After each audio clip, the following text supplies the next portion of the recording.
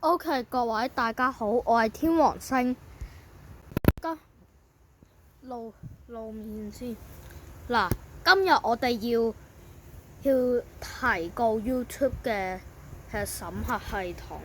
嗱，首先呢，我7月5號發出咗一部影片，係飲湯嘅，係咪？之後呢，你睇已刪除，睇下啦。我上訴過㗎，上訴失敗喎。你睇下啦。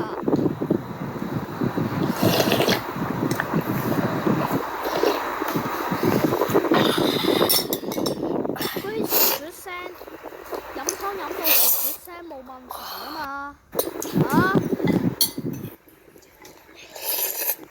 YouTube， 我哋一定要上訴呢個審核系統。嗱 ，YouTube 仲話我上訴失敗。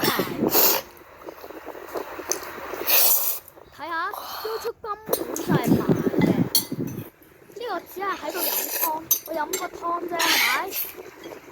我飲個湯，佢都要搞到咁大喎，你話係咪有問題？嗱，之後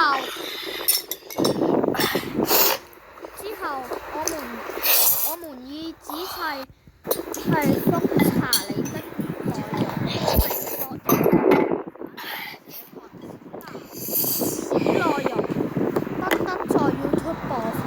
我們明白你可能會咁嘅心態，但我們必須保護 YouTube 社群。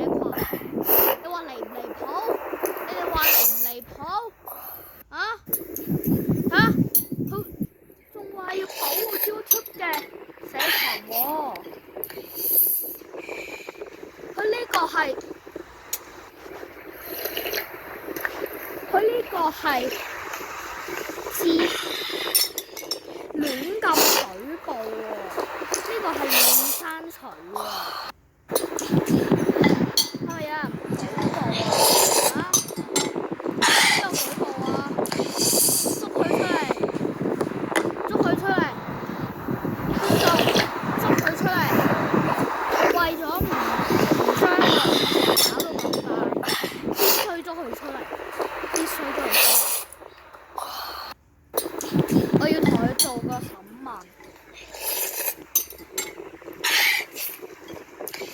你睇下啦，你見唔見到嗰部影？咁好食嘅蠔。嗱，同你講。